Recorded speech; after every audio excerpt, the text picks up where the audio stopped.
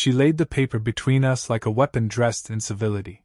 I sat across the kitchen table, the scent of her chamomile tea clinging to the air between us, and stared at the title printed in bold at the top of the page. 18 Rules for Rebuilding Trust. I didn't reach for it right away. I let it sit there, pristine, undisturbed, while I watched her face. She didn't blink, didn't shift, just kept her posture ramrod straight and her expression carefully neutral, like a lawyer delivering terms after a plea bargain. Finally, I picked it up. The paper was warm, fresh from the printer.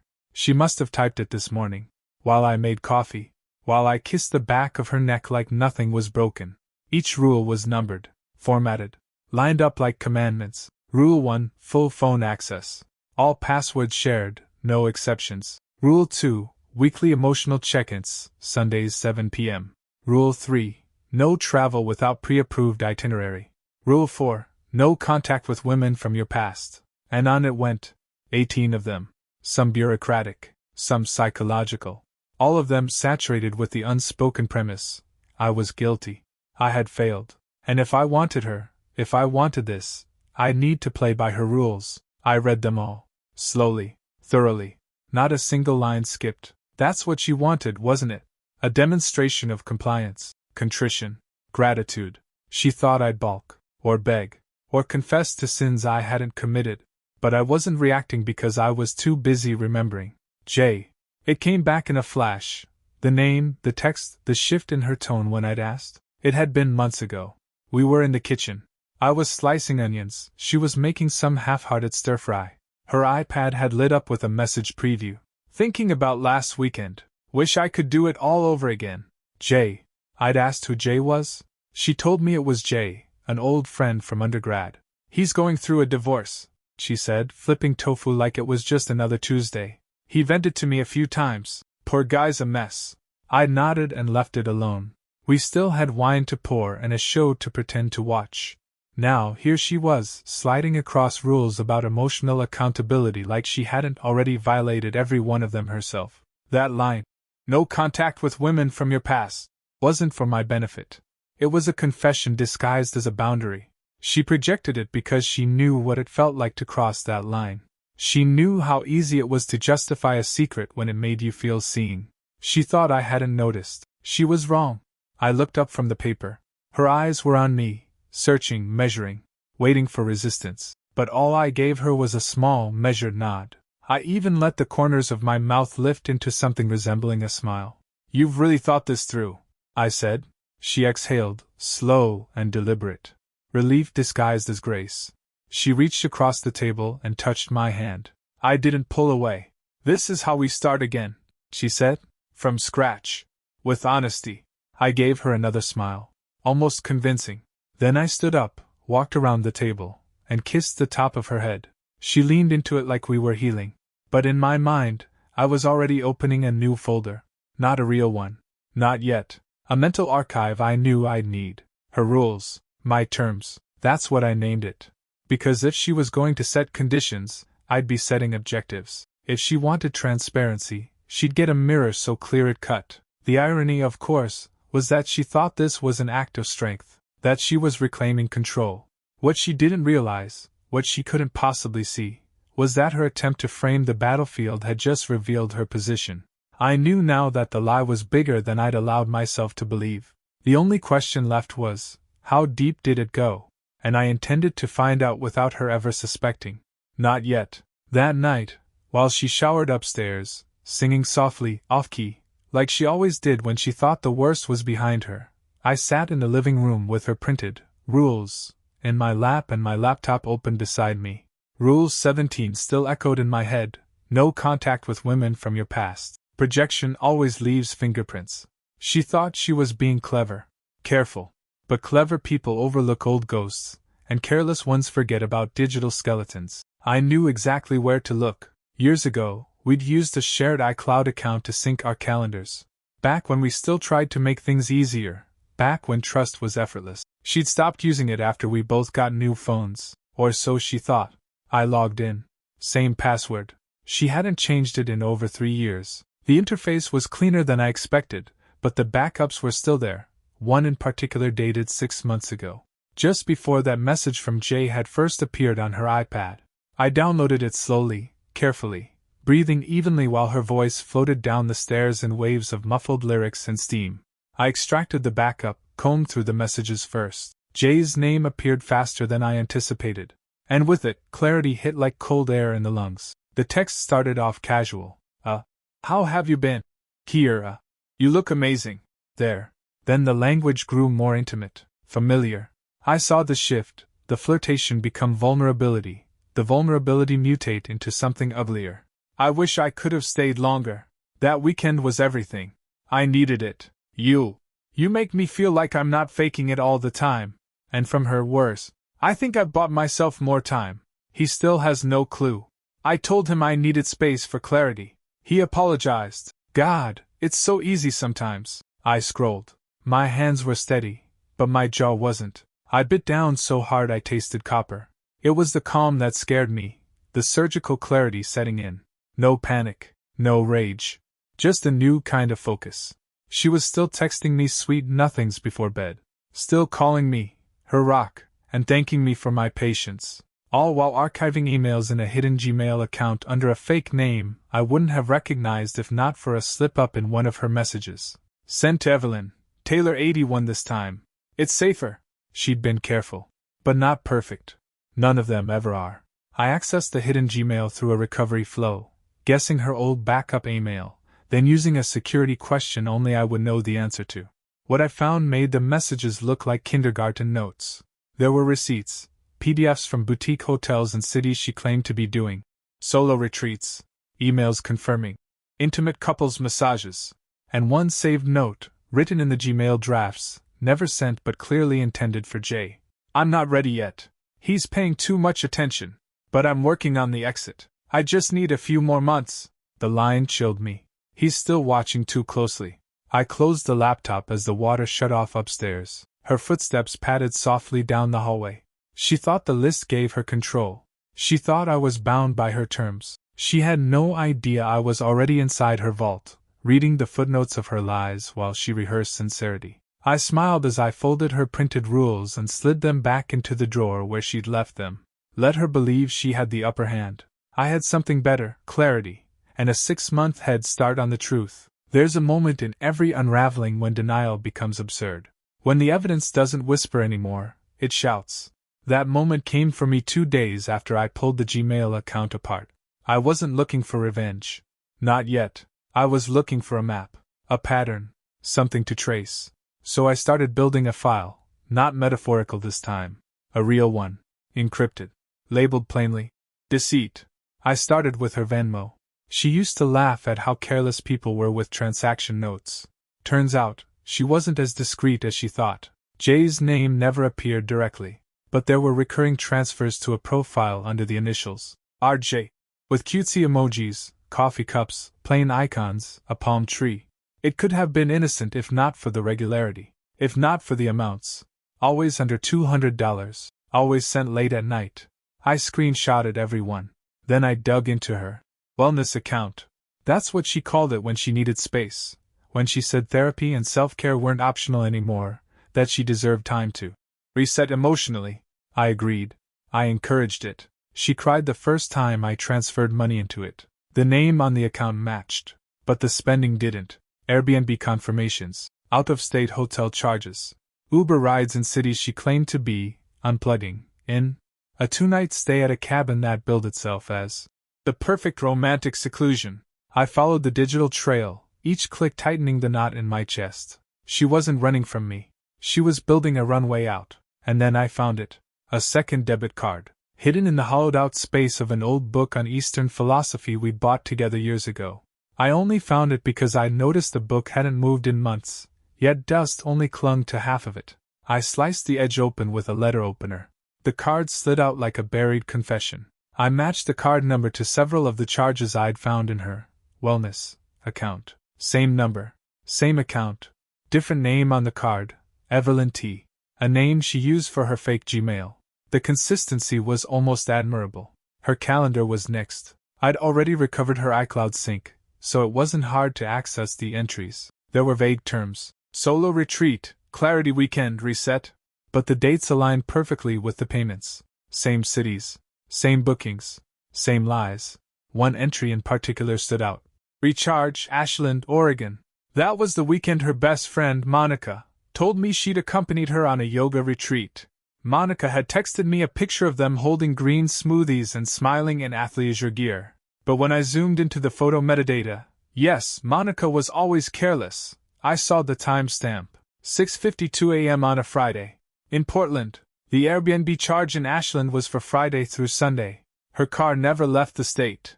Her location data pinged exactly where the Airbnb was. So Monica lied for her. And she used my money to fund it. I stared at the photo until it blurred. Not from tears. From disbelief. The kind that cuts deeper than anger. I once believed lies came in the form of silence or omission. But this was a network. A system. Funded by me. Covered by her friend. Hidden behind affirmations and self-care slogans. And the most poisonous part. She was still here every night. Making dinner. Sending heart emojis. Leaving sticky notes on my mirror that said, "I'm proud of us." She wasn't planning to leave. Not yet. She was planning to land safely when she did. What she didn't know, what she hadn't factored into her spreadsheets of deceit, was that I had already moved ahead of her. And I was done pretending not to see. Her lies had contour now. They weren't just private sins, they had architecture, co-conspirators, legal consequences.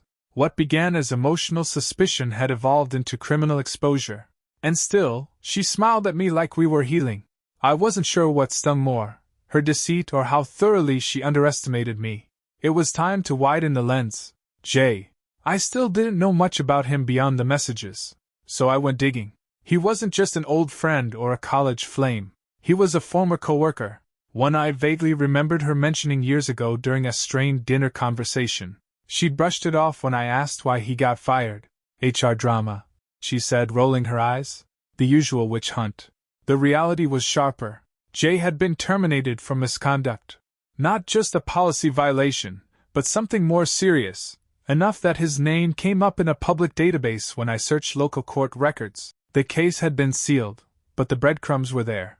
I wasn't interested in the morality of it.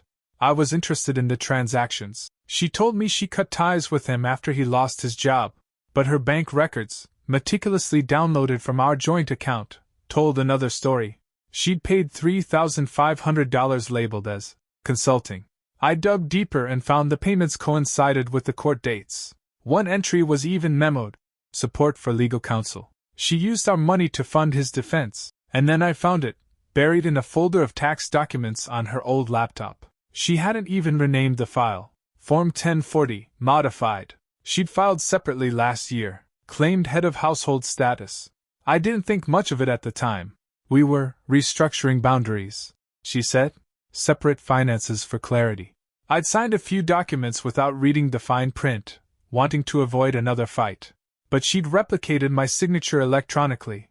Not a copy-paste job either. She'd used my old stylus to trace it. Same stylization. Same curves. Almost perfect. Almost. She'd also opened a small business account using my social security number. I only found out when a flagged transaction popped up in an automated email from our accountant's portal. She'd listed herself as sole proprietor. Business type consulting. There were deposits from Jay, labeled retainer. At that point, the betrayal had no more innocence. It was organized, strategic, criminal. I sat with it for a while. Not the information, my reaction. I wasn't furious.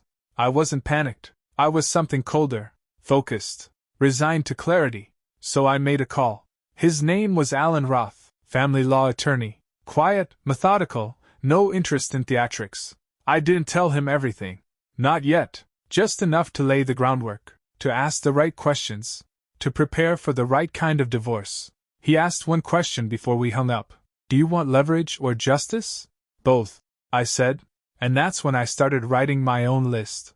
Not rules, not restrictions, terms, conditions, consequences.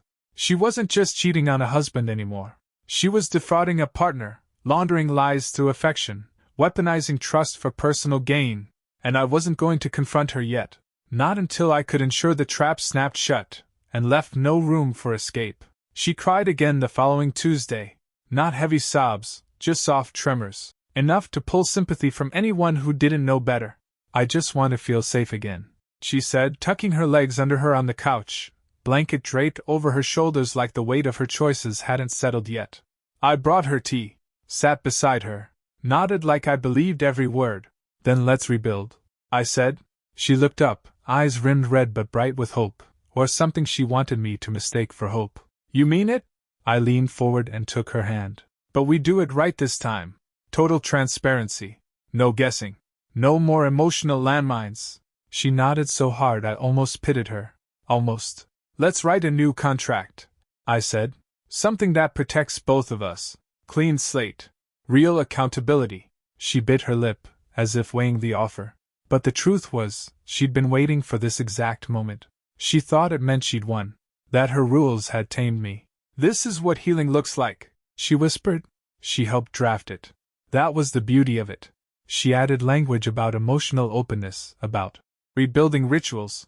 She was proud of it. But I had my clauses too. Mutual financial transparency. Full disclosure of any third-party financial relationships. Explicit language stating that concealment of financial activities, past or present, would nullify claims to joint assets in a divorce. She signed it with a flourish.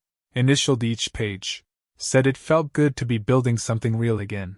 I smiled and kissed her forehead, then took the freshly signed pages and slipped them into my black file folder under a new tab.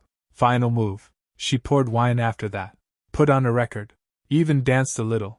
Told me we were making progress. Progress.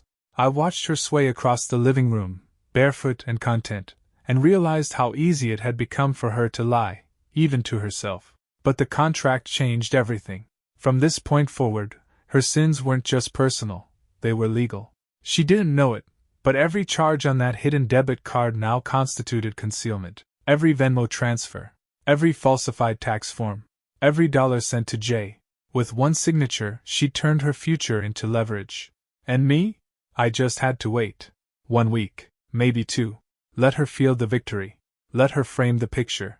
Because soon I'd be handing her the full photograph. And it wouldn't be one she could crop. She came downstairs in slippers, carrying her favorite mug like it was any other morning. Hair tied up, face bare. The woman I once knew so intimately I could read her by the twitch of a lip or the drag of a breath. Now she was a stranger rehearsing normalcy. I was already seated at the kitchen table. Folder closed. Coffee cooling. I didn't speak until she reached the last step. Sit, I said gently. She hesitated, not fear, just confusion. Maybe the first hint of it. She sat. I slid the folder across the table. No title. No theatrics. Just paper and truth. She opened it like it was nothing. Then froze. First, the message threads with Jay. Dozens of them, printed, highlighted. Then Venmo logs. Screenshots of transfers marked with her cutesy emojis. The pattern unmistakable. Next, PDFs of Airbnb stays in cities she never told me she visited. Calendar entries matched against those dates. Receipts and booking confirmations with her name and his. Her hand trembled slightly as she flipped the page. She stopped at the picture. A grainy but clear shot of her, and Jay outside a red cabin, smiling. His arm around her waist. A Yelp review from another guest had caught them in the background. Date stamped. Location tagged. She let out a breath like she'd been punched. But I wasn't done. I pulled out the final document. The one she signed. The Mutual Transparency Agreement.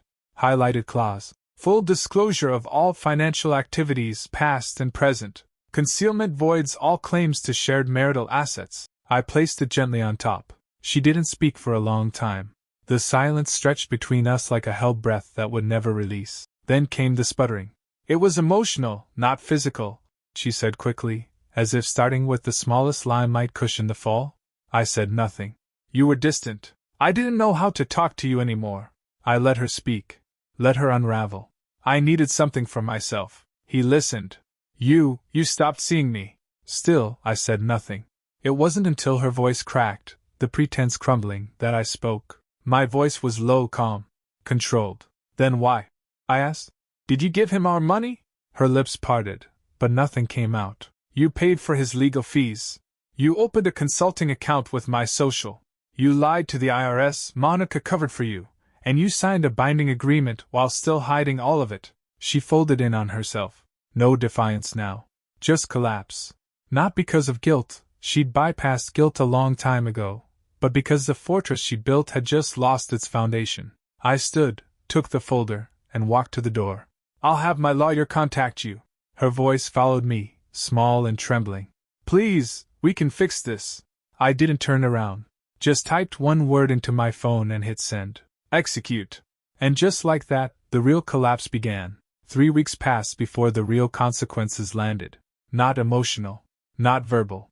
Paperwork. It came in a white envelope, delivered by certified mail. She wasn't home when it arrived. I signed for it and opened it slowly, already knowing what I'd find. Inside, a federal financial review. Notice. Concerns about financial discrepancies. Additional documentation requested for the previous 2 years, specifically, her head of household claim, the consulting income, and payments flagged as business expenses. The audit was just the beginning. I met with my attorney the next morning. He was waiting with a thicker envelope and a sharper tone. "She opened a business account using my personal details," he said. "That alone can be prosecuted as identity misuse. And because of the signed mutual transparency agreement, she doesn't just lose her claim to assets, she opens herself to civil liability." He laid out the sequence like chess. Each document she forged, each transaction concealed, each misstep made after she signed that contract, knowingly and voluntarily. Within the week, the court granted an emergency motion to freeze joint assets pending further investigation. Then came the notification from her employer. Not sent to me directly, but forwarded from my lawyer via subpoena copy. A formal review had been launched by her licensing body. Her professional license, counseling, the one she built her career around, was suspended pending investigation into personal conduct that might compromise ethical integrity. Apparently, lying to federal agencies and misusing someone else's identification doesn't pair well with helping others live their truth. I didn't gloat. I didn't text her. Didn't share the news with anyone but Alan.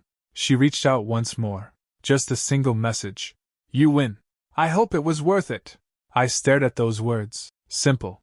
Bitter. Defensive to the end. There was nothing to respond to.